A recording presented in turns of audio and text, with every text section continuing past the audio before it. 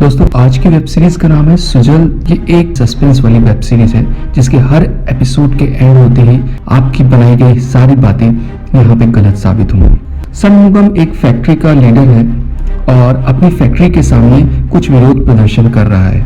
यहाँ फैक्ट्री का मालिक त्रिलोक भी पहुंचा हुआ है और वहाँ पे पुलिस भी है। पुलिस के लोगों में एक लेडी इंस्पेक्टर रेजिना है और एक सब इंस्पेक्टर सक्कारी है जो वहां पे लेबर के ऊपर नजर रखे हुए हैं। और जैसे ही उनका प्रोटेस्ट हिंसक होने लगता है, पुलिस ने उनके ऊपर लाठीचार्ज कर दिया है, वो भी त्रिलोकी के इशारे पर। हाँ, त्रिलोकी उन पुलिस वालों को कुछ पैसे देता है जिसकी वजह से पुलिस वाले उसकी सुनते हैं।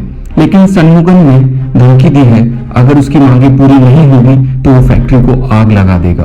पुलिस ने सारे लोगों को यहाँ पे मार के भगाया। नेक्स्ट सीन में हमें ये भी पता चलता है कि रेजिना ने अपने 15 साल के बेटे अदिशियम के लिए एक ब्लू बाइक लेना चाहा है, जिसके लिए उसने त्रिलोक से पैसे लिए हुए हैं। हमें थोड़ा सा सीन अदिशियम का भी दिखाते हैं। वो एक मोनोलॉजी टाइप का लड़का है जो देखने में बहुत अजीब सा है, लेकिन वो अपनी मॉम को बहुत प्यार करता है, लेकिन दूसरों लोगों के लिए वो बहुत ही खड़ूस और बहुत एरोगेंट टाइप का है। अदिशियम अपनी मॉम से बोलता है कि उसे घूमने के लिए मुन्नार जाना है और वो अपने दोस्तों के साथ एक हफ्ते की ट्रिप के लिए जाना चाहता है। ये सब बातें चल ही रही होती हैं कि हमें सीन दिखाते हैं कि सक्कारी की एंगेजमेंट होने वाली है और जिससे उसकी एंगेजमेंट हो रही है उसका नाम लक्ष्मी है। ये सारे लोग वहाँ पे पहुंचते हैं और धूम धमाके से उसकी एंगेजमेंट पार्टी को एंजॉय करते हैं। सीन चेंज होता है और हमें दिखाया जाता है षणमुगम जो कि पुलिस की लाठीचार्ज की वजह से थोड़ा घायल हुआ है और अपने घर पहुंचता है। यहाँ पे हमें उसकी बेटी नीला दिखाई देती है। षणमुगम ने जैसे ही नीला का रिपोर्ट कार्ड देखा तो उसे पता चला कि वो 2 सब्जेक्ट में फेल है, लेकिन वो फिर भी अपने कमरे में म्यूजिक और डांस एंजॉय कर रही होती है। षणमुगम वहाँ पे पहुंचता है और उसको डांट लगाता है और बोलता है कि तुम्हें अपनी पढ़ाई पे ध्यान देना चाहिए। नीला यहाँ पे सैड हो जाती है और षणमुगम वहाँ से चला जाता है। हमें दिखाया जाता है उसी दिन रात में फैक्ट्री में आग लग गई है और फैक्ट्री में आग लगने के बाद सबसे पहले पहुंचने वाला आदमी षणमुगम था। वो वहां पे आग बुझाने की कोशिश कर रहा था और वहां के लोगों को बचाने की भी। देखते ही देखते फायर ब्रिगेड और बाकी के लोग भी वहां पे आ गए थे, जिसमें फैक्ट्री के मालिक त्रिलोकी नशे की हालत में था। पूरी फैक्ट्री खाक हो चुकी है और अब कुछ भी नहीं बचा है।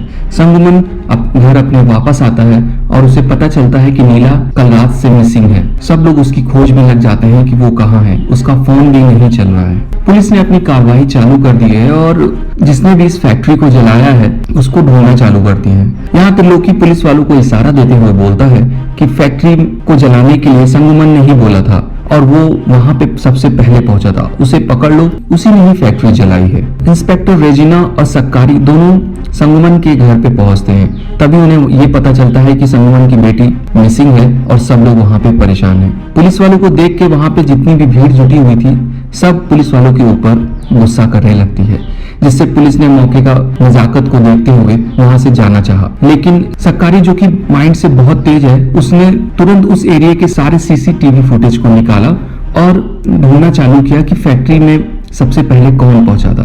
तभी उसे यहाँ पे फुटेज में पता चलता है कि उसी रात को उस सीसीटीवी कैमरे में नीला दिखाई दी है।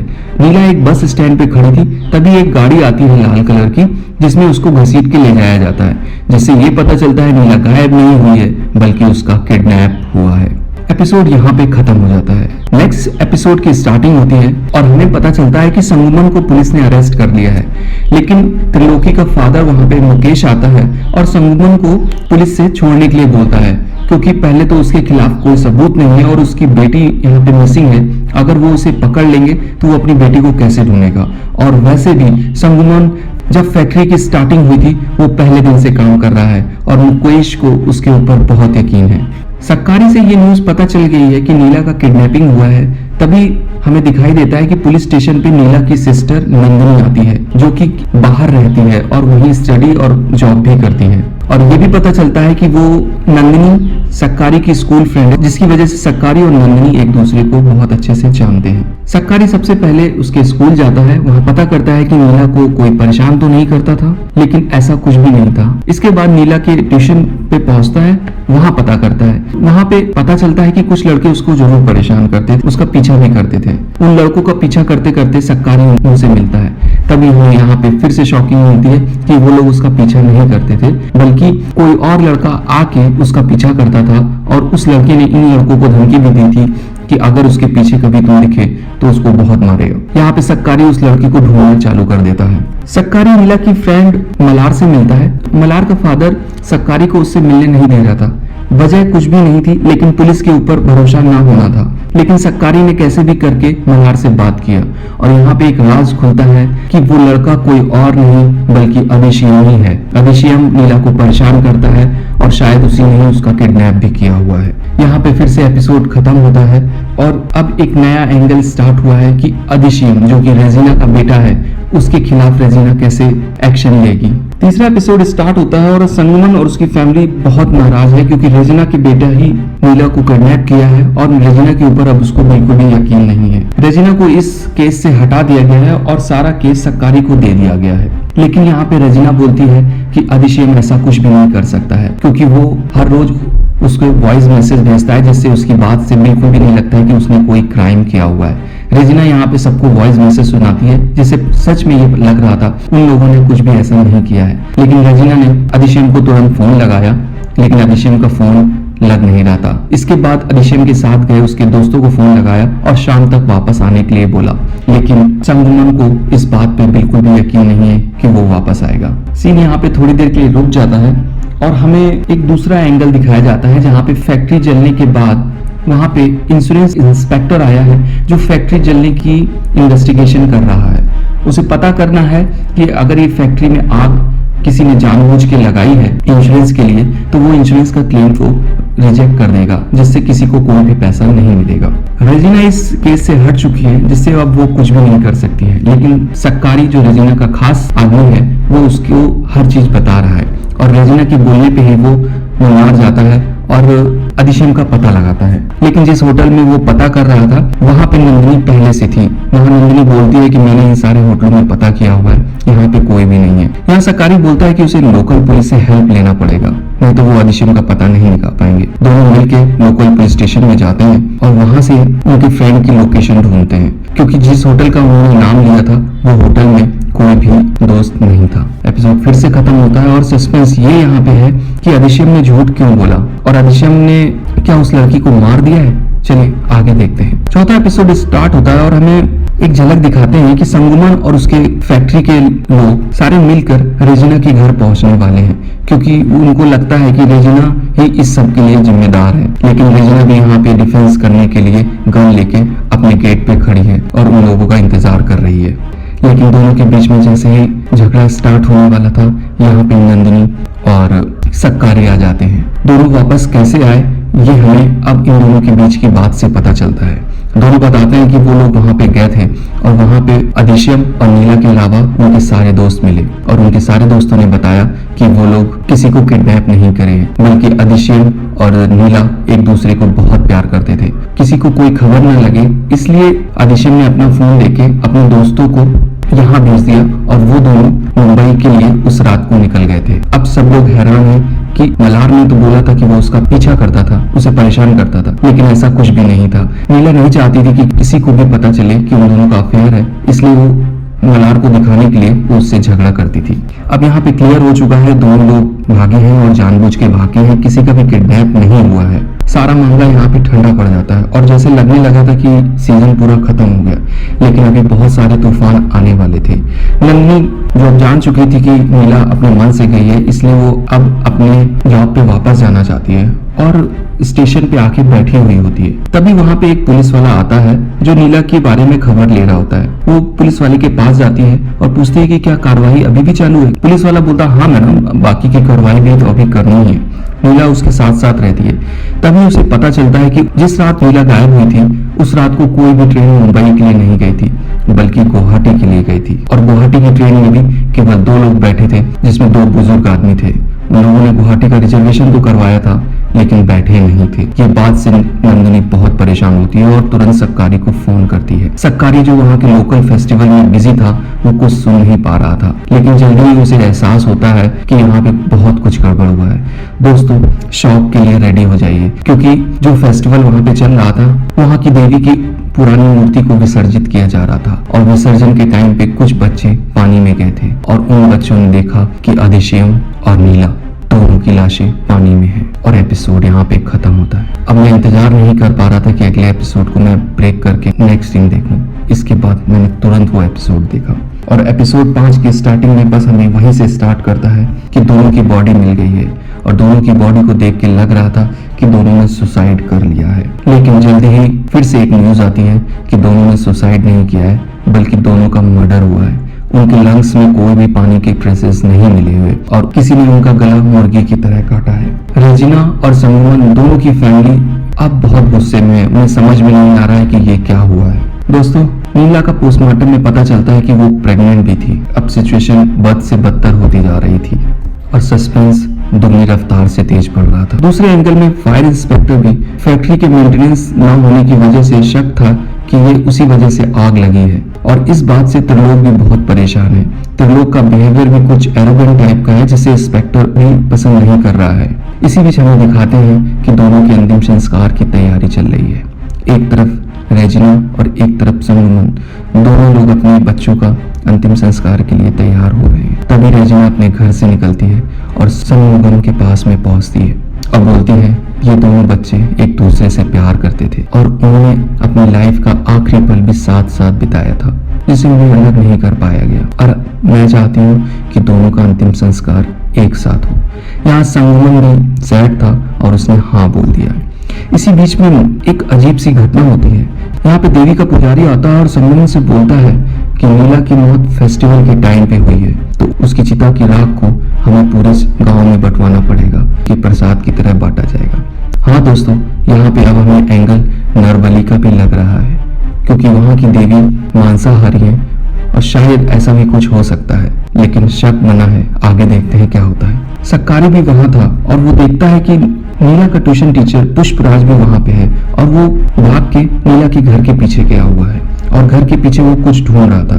तभी सक्कारी वहाँ पे पहुँचता है तो पुष्पराज वहाँ से भागने लगता है। सक्कारी उसका पीछा करता है लेकिन वो बाइक से भाग जाता है और उसे पकड़ नहीं पाता है। सक्कारी यहाँ पे वापस आता है और जिस जगह पे पुष्पराज कुछ ढूंढ रहा था वहाँ पे ढूंढना चालू करता है और जल्दी ही पता चलता है वहाँ पे नीला का फोन था। नीला का फोन नंदिनी की हेल्प से बहुत आराम से खुल गया था और उसकी फोन से पता चलता है कि नीला काफी सोशल मीडिया में एक्टिव थी, जैसा कि घर पे पता था कि वो सोशल मीडिया को यूज नहीं करती है। यहाँ पे एक घटना के बारे में बताया जाता है। जिस समय ये फैक्ट्री का स्टार्टिंग हुआ था तब एक अम्बानी नाम की लड़की गायब हुई थी जिसका पता आज तक नहीं चला है। नीला अम्बानी की न्यूज को बहुत फॉलो करती है। पुलिस की इंक्वायरी में ये भी पता चलता है कि नीला का अंकल गुना वहाँ के फेस्टिवल में एक बड़ा कैरेक्टर प्ले करता है, लेकिन उस कैरेक्टर को प्ले करने के लिए वो उस दिन मौजूद नहीं था जिस दिन नीला गायब हुई थी। पुष्पराज ज्यादा देर तक भाग नहीं पाता है और पुलिस की मदद से उसको पकड़ लिया जाता है और उसकी पूछताछ में पता चलता है कि उसने किसी का मर्डर नहीं किया है, वो तो बस वहाँ पे फोन लेने गया था जो कि नीला ने वहाँ पे छुपाया था। नीला उस रात को पुष्पराज से मिली थी और वहाँ उससे 2 लाख रुपए लिए थे। नीला ने वो 2 लाख रुपए पुष्पराज और गुना की वाइफ अफेयर को छुपाने के लिए था। नीला ने गुना की वाइफ के कुछ फोटो खींचे थे जो पुष्पराज के साथ थे, इसीलिए नीला उसके पास में आई थी और उसको फोन देने का वादा करके उससे 2 लाख रुपए लिए थे। अब नीला ने 2 लाख रुपए किस लिए लिए थे अभी समझ में नहीं आ रहा है। सक्कारी सोच रहा है कि वो यहाँ के लोगों को जानता है, लेकिन बच्चे भी क्राइम में इन्वॉल्व है, उसे विश्वास नहीं हो रहा है और यहाँ पे एपिसोड खत्म होता है। सक्कारी के केस में इतना ज्यादा इन्वॉल्व होने की वजह से उसकी पर्सनल लाइफ में इफेक्ट होने लगी है। सक्कारी की होने वाली बीवी लक्ष्मी को नंदिनी बिल्कुल पसंद नहीं है और नंदिनी सक्कारी के साथ अभी केस के सिलसिले में हर समय रहती है। सक्कारी और लक्ष्मी के बीच में बात होती है, लेकिन सक्कारी उसे बहुत अच्छे से समझाता है कि नंदिनी उसकी बस दोस्त है और केस के सिलसिले में वो ही उससे बात करता है और उन दोनों के बीच में कुछ भी नहीं है। फायर इंस्पेक्टर हमें दिखाया जाता है और वो गुना और सक्कारी के साथ मिलके फैक्ट्री का इन्वेस्टिगेशन के लिए फैक्ट्री में पहुंचा है और वो जल्दी ही पता लगा लेता है फैक्ट्री का जनरेटर रूम बाहर से बंद है जो जनरली अंदर से बंद होता है। यानी कि उस दिन कोई यहाँ पे आया और फैक्ट्री के जनरेटर रूम में आग लगाई और वहां से गेट बंद करके चला गया। इन सब बातों का खुलासा होते ही गुना को काफी तेज अस्थमा का दौरा पड़ा और वो बाहर निकल जाता है।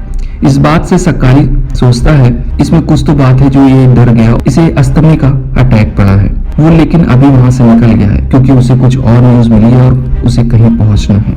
यहाँ के जंगलों में एक टेंट था जिसमें काफी सारा ब्लड और मांस के टुकड़े पड़े हुए हैं। सक्कारी उन सबको कलेक्ट करता है और टेस्टिंग के लिए भेज देता है। वहां पे एक टेंट के अंदर 2 लाख रुपए एक बॉक्स में भी मिलते हैं, जिससे पता चलता है कि नीला और अदिशिम यहाँ पे आए थे और ब्लड भी है तो शायद ये ब्लड उन्हीं का है और पैसे भी थे तो ये पैसे भी उन्हीं के ही हैं, यानी कि उनको यहीं भी मारा गया है, शायद उनकी बलि दी गई है। और ये टेंट किसी और का नहीं बल्कि वहाँ की देवी को मानने वाले एक भक्त जिसका नाम ईश्वर है उसी का है। पुलिस ने जल्दी ही उसको पकड़ लिया और ये भी पता चलता है कि वो आदमी कोई और नहीं बल्कि फैक्ट्री के फर्स्ट डे पे गायब होने वाली लड़की अंबानी का भाई है। अब लग ये रहा है कि शायद ईश्वर ने अपनी बहन की बलि भी दी और इन दोनों की भी बलि दी। ईश्वरा को पकड़ने की वजह से पुलिस स्टेशन के सामने बहुत हंगामा हो रहा है क्योंकि गांव के सारे भक्त वहां पे आके खड़े हो गए हैं। पहले तो ईश्वरा कुछ नहीं बोल रहा था, लेकिन जल्दी ही वो बोलता है कि उसने किसी को मारा नहीं है। वो 2 लाख रुपए नीला से उसने छिनाए हुए हैं। नीला उस दिन आई थी और वो किसी का मर्डर करने के लिए बोल रही थी, लेकिन ईश्वरा ने साफ मना कर दिया और वो पैसे उससे छुड़ा लेता है और वहां से भाग जाता है। यहाँ पे डीएसपी भी आता है और बोलता है कि ये तुम लोगों ने क्या किया हुआ है। ये सारी कहानी सक्कारी डीएसपी को बताता है और बोलता है कि मुझे उस आदमी के ऊपर यकीन है कि शायद उसने ही नरबली दी हुई है और जल्दी वहाँ की रिपोर्ट भी आ जाएगी जिससे सारा दूध का दूध और पानी का पानी हो जाएगा। इतनी बातें चल ही रही थी कि जल्दी ही ब्लड्स और ब्लड क्लॉट के जो भी ट्रेसेस थे उसकी रिपोर्ट आ गई है और डीएसपी उस रिपोर्ट को देख के बहुत गुस्सा होता है क्योंकि वहाँ पे ये पता चल गया है वो ब्लड क्लॉट किसी और के नहीं बल्कि वहाँ के जानवरों के हैं और ईश्वरा को पुलिस को छोड़ना भी पड़ता है। नरबली का चैप्टर यहाँ पे खत्म हो चुका था दोस्तों। एपिसोड के एंड होते होते दोस्तों आपको शॉकिंग करने वाली न्यूज भी मिलती है क्योंकि यहाँ पे ये पता चलता है कि नीला का डीएनए और उस बच्चे का डीएनए मैच कराया गया है, जिससे उसे पता चला है वो बच्चा अदिशिम का नहीं है, वो किसी और का है। और उसकी बॉडी के पोस्टमार्टम में ये भी पता चला था, जो किसी से बताया नहीं गया था, कि उसको कोई ना कोई अब्यूज कर रहा था, उसके बॉडी पार्ट्स में अब्यूज करने के निशान थे। ये बात सुनकर नंदिनी वहां पे गिर जाती है और किसी को नहीं पता नंदिनी क्यों गिरी, उसका ब्रेकडाउन क्यों हुआ, शायद ये न्यूज की वजह से। लेकिन एपिसोड यहाँ पे खत्म होता है। 7वां एपिसोड यानी कि सेकंड लास्ट एपिसोड। नंदिनी को हॉस्पिटल में एडमिट कराया गया है और जिससे ये पता चला है कि नंदिनी जहाँ पे जॉब करती है वहाँ पे किसी साइकियाट्रिस्ट से भी मिलती थी और उससे उसका इलाज भी कराती थी। वहाँ पे वो साइकियाट्रिस्ट आती है और सबसे बताती है कि नंदिनी के दिमाग में कुछ चल रहा है। जब तक वो दिमाग से वो बातें नहीं निकलेंगी तब तक नंदिनी की हालत ऐसे ही रहेगी, क्योंकि अब जब नंदिनी ठीक होकर उठ रही है सडनली उसे वो दौरे पड़ रहे हैं। ऐसा क्यों हो रहा है अभी कुछ भी नहीं पता। दोस्तों फायर इंस्पेक्टर ने भी अपनी रिपोर्ट बना ली है और उसने अपनी इन्वेस्टिगेशन से पता भी कर लिया है कि फैक्ट्री को आग किसने लगाई है। दूसरी तरफ पुलिस ने उस जगह को ट्रेस करने की कोशिश की गई है कि जहां से उन दोनों को फेंका गया है और जहां से वो मर्डर वेपन भी मिला हुआ है। सक्कारी का यहाँ सिक्स सेंस बोलता है कि नीला और अदिशिम यहाँ पे आए थे, वो किसी न किसी से मिलने आए होंगे या तो उन्हें किसी ने बुलाया होगा और बुलाने वाला वो कोई और नहीं होगा, जिसने नीला का रेप किया है वो वही होगा। और नीला अदिशिम को लेके आई थी, इसका मतलब कि नीला उसे मारने के लिए आई थी, लेकिन उन दोनों के बीच में शायद कुछ ऐसा होगा जिससे नीला और अदिशिम दोनों को मार के वो वहां से भाग गया होगा और बॉडी को पानी में फेंक दिया होगा। उस आदमी को खोजने के लिए सक्कारी ने नीला का फोन फिर से सर्च किया और पता चला कि सोशल मीडिया पर नीला को कोई बहुत फॉलो करता था। वो आदमी कौन था उसको जानने के लिए सक्कारी फिर से नीला के कॉलेज जाता है और पता करता है कि वो किससे बात करती थी। तभी उसे दिखता है कि ऐसा स्कूल जहाँ पे कोई भी मेल जा नहीं सकता है, उसके अंदर त्रिलोकी वहां पे था। उसने नीला की फ्रेंड से पूछा कि ये अंदर क्या कर रहा है। उसने बताया कि ये हमारी खो-खो टीम के स्पॉन्सर हैं, जिस वजह से यहाँ पे आते रहते हैं और टीम की सारी लड़कियों को हेल्प करते हैं और नीला इनकी फेवरेट प्लेयर थी। सक्कारी यहाँ पे त्रिलोक का बिहेवियर देख के बहुत गुस्सा करता है, क्योंकि त्रिलोक सारी लड़कियों को पानी पिला रहा है, गले लगा रहा है और उनकी खेल में हेल्प कर रहा है, जो कि उसके कैरेक्टर से बिल्कुल मैच नहीं कर रहा है। यहाँ पे नीला की फ्रेंड की मदद से उसने त्रिलोकी के फिंगरप्रिंट्स लिया मर्डर वेपन से मैच करने के लिए लैब में भेज दिया है। थोड़ी सी पूछताछ के बाद सक्कारी को यह भी पता चलता है कि त्रिलोक का यहाँ पे गेस्ट हाउस है। सक्कारी को लगता है कि उस गेस्ट हाउस में कुछ ना कुछ उसे जरूर मिलेगा। सक्कारी उस गेस्ट हाउस में पहुंचता है और जिसमें ताला लगा हुआ था, लेकिन वो फांद के उस घर के अंदर पहुंचता है। उस घर के अंदर उसे कुछ फोटोग्राफ्स दिखते हैं, जिससे पता चलता है कि वो फोटोग्राफ्स वही फोटोग्राफ्स हैं जो नीला के फोन में भी थे। उसे अब लगने लगा है कि त्रिलोकी ने ही उसका रेप किया है और उसे मार के फेंक दिया है, क्योंकि उसका गेस्ट हाउस भी पास में है और उस दिन जिस दिन फैक्ट्री में आग लगी थी उस दिन भी वो सबसे लास्ट में पहुंचा था और नशे की हालत में था। सक्कारी का बॉस इस समय डीएसपी है और वो डीएसपी को जाके ये सारी बातें बताता है। डीएसपी बोलता है कि तुमने खुद क्राइम किया है और तुम्हारी इस बात पे हम बिल्कुल यकीन नहीं कर सकते। सक्कारी को लगता है कि उसकी बात कोई सुन नहीं रहा है, इसलिए वो रेजिना और संगमन को ये सारी बातें बता देता है कि उनके मर्डर के पीछे शायद त्रिलोक है। तीनों ने प्लान बनाया। इस प्लान के लिए सक्कारी त्रिलोक का पीछा करेगा और जैसे ही वो अपने गेस्ट हाउस से निकलेगा वो रेजिना को बताएगा। रेजिना और संगमन एक जगह पे वेट कर रहे थे। त्रिलोकी अपने गेस्ट हाउस से निकलता है। वहां से एक और औरत भी निकलती है जिसका पीछा सक्कारी कर रहा होता है। सक्कारी जब तक पीछा करता है, त्रिलोक रेजिना और संगमन के सामने होते हैं।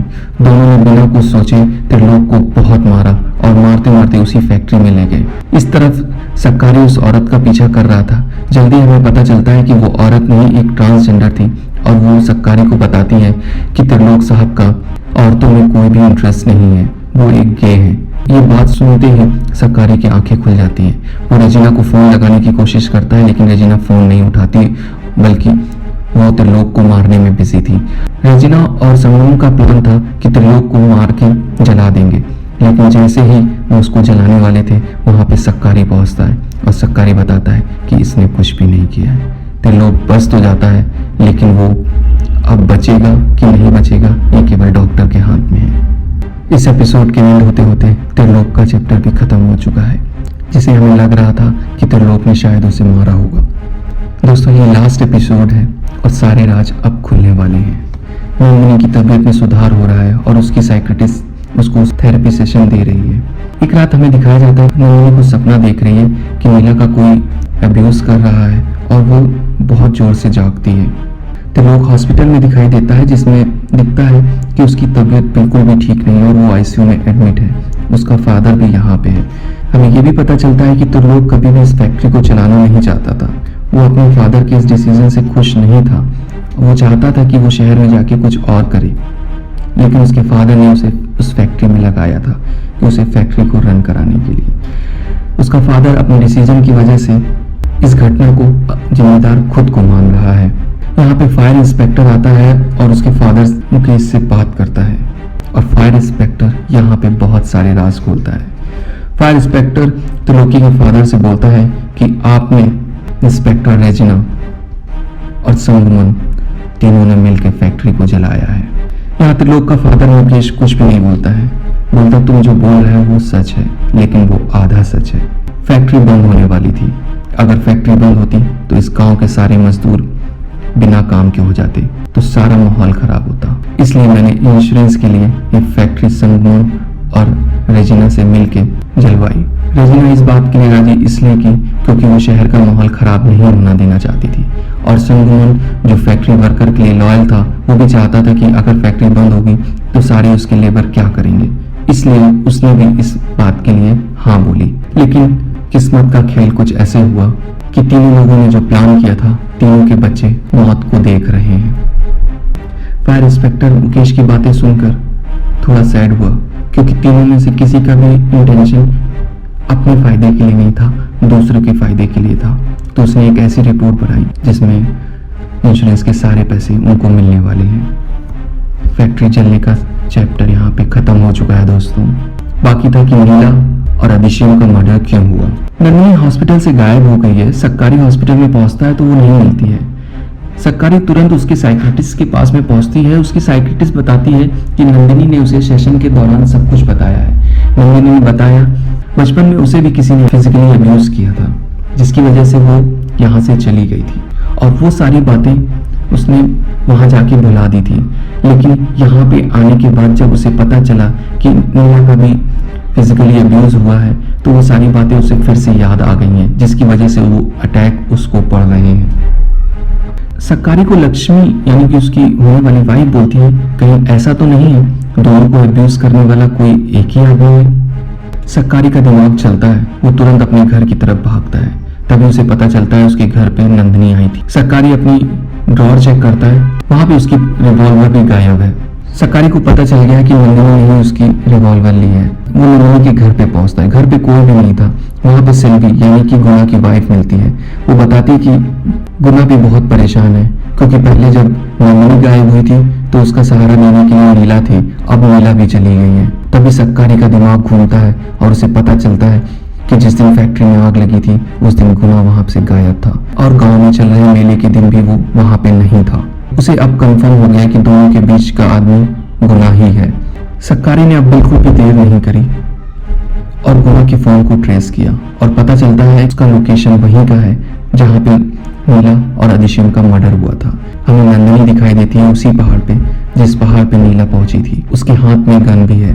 तभी पीछे से एक आदमी आता है और वो आदमी अपने चेहरे से कंबल हटाता है। वो आदमी कोई और नहीं बल्कि गुना होता है। गुना यहाँ पे सारी चीजें नंदिनी को बोलता है कि तुम्हारे जाने के बाद उसका सहारा कोई और नहीं था, उसका सहारा केवल नीला थी। लेकिन नीला भी यहाँ पे मुझे मारने के लिए आई थी और मुझे उन दोनों को मारना पड़ा। गुना की बातें ऐसी थी कि वो अभी भी नंदिनी को अब्यूज करने की कोशिश कर रहा था और उसके पास आके उससे गन ले लेता है। तभी यहाँ पे सक्कारी आता है और दोनों के बीच में फाइट होने लगता है और सक्कारी ने एक गोली गुना को मार दी है।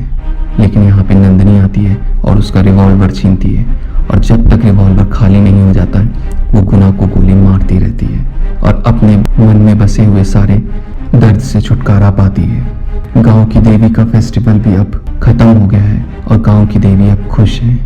उन्होंने वहाँ के डेविल को मारा और नंदिनी ने यहाँ पे गुना नाम के डेविल को मारा। दोस्तों, सीरीज खत्म होते हुए हमें एक मैसेज बताती है कि जितने भी चाइल्ड अब्यूज होते हैं उसमें चाइल्ड अब्यूज करने वाला घर का बहुत क्लोज मेंबर होता है और इस क्लोज मेंबर होने की वजह से बच्चे कभी भी ये बता नहीं पाते हैं कि वो कौन है और ये सब 90% केसेस में होता है। यहाँ पे वेब सीरीज एंड होती है। और दोस्तों, अगर आप वेब सीरीज अच्छी लगी हो और मेरा एक्सप्लेनेशन थोड़ा सा भी अच्छा लगा तो प्लीज शेयर कीजिए, लाइक कीजिए और सब्सक्राइब जरूर कीजिए। Bye bye.